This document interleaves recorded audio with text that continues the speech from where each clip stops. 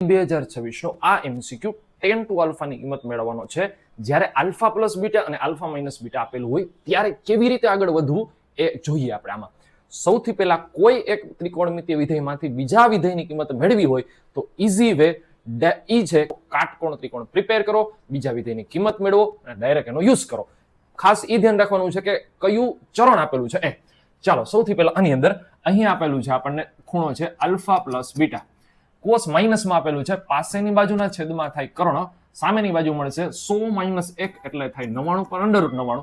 એ જ રીતે alpha minus beta sign એટલે કે સામેની બાજુના છેદમાં કર્ણ, 64 માંથી 9 જશે એટલે 55 પણ અંડર રૂટ 55 થાય. બરાબર, ફોર્મ્યુલા લખેલું છે 2 આલ્ફા ને મેં રિપ્લેસ કરેલું છે alpha plus beta plus alpha minus beta. Beta beta cancel એટલે કે 2 alpha 10a plus 10b upon 1 minus 10a 10b. Simple formula. આ કિંમત મને આ ત્રિકોણ ઉપરથી મળી જવાની છે. સીધી હું કિંમત મૂકવાનો છું અહીંયા. ચાલો 10 આલ્ફા પ્લસ બીટા સામેની બાજુના છેદમાં કર્ણ અંડર રૂટ 99 પણ આવશે માઇનસ ચરણને લીધે.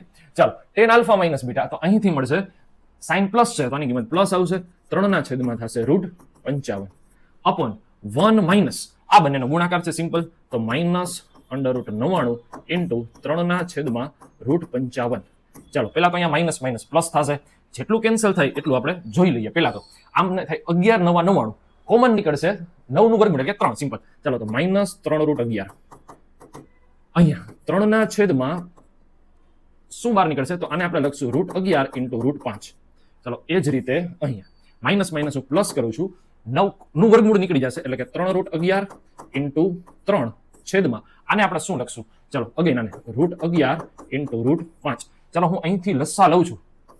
જો જોઈએ રૂટ 11 રૂટ 11 એટલે 11 11 3 33 એટલે કે માઇનસ 33 અને રૂટ 5 અહીંયા આવશે પ્લસ 3 છેદમાં. હું આને કેન્સલ નથી કરતો કારણ કે મારે અંશનો છેદ અને છેદનો છેદ કેન્સલ કરવો છે એટલે અહીંયા હું લખું છું root 11 into root 5 plus 3 3 9 again root 11 as it is.